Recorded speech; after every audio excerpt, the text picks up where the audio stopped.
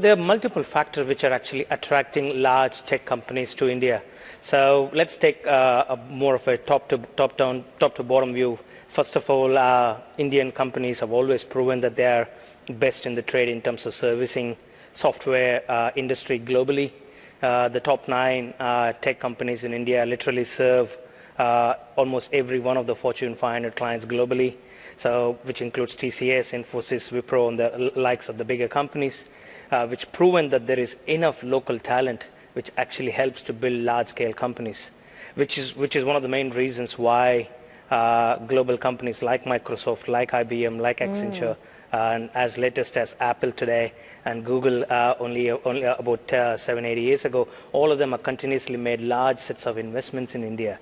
So it's a very supportive, great talent available locally, and a significantly I would say cheaper wages compared to rest of the world in terms of providing such a world-class software solution available locally, which makes India as a very good destination for large companies to invest in India and look for great talent out of India.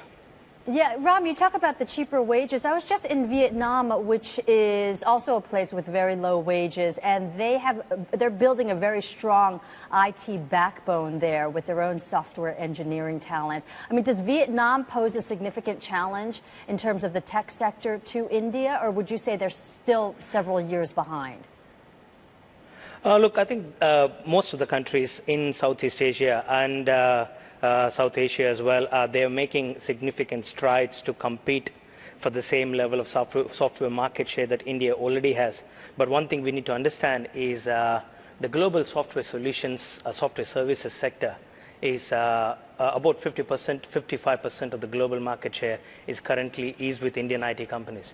So it's fair to say that every other country and every other company has to make a significant effort to actually compete with highly entrenched software services sector that India has globally today.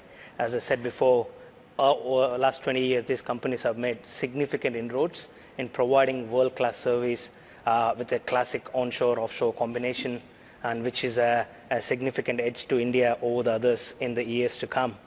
Ram, just quickly, we only have a few more seconds left, but everyone's beating a path to India in terms of investors. You've got private equity, venture capitalists.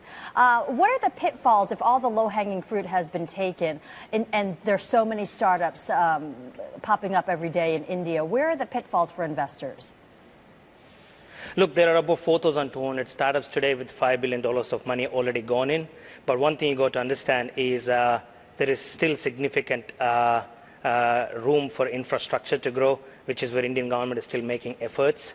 Valuations of some of these Indian startups are still quite high, which is where some of these incubators, accelerators, groups like T-Hub in Hyderabad will play a significant role to mentor these startups to actually support their crazy valuation that they continuously get. There's a lot of mentoring that needs to be still provided to the startups to actually justify this valuation, so that investors who are actually investing globally into India actually find comfort in supporting such high valuations. For example, if you look at it today, 8 out of the 10 VC and PE investments that are made into India are coming from global players. So there is a bit of a risk, but there is still a lot of a market to be proven. So Indian market is just opening up. Indian investments, Indian ecosystem for startups is developing now.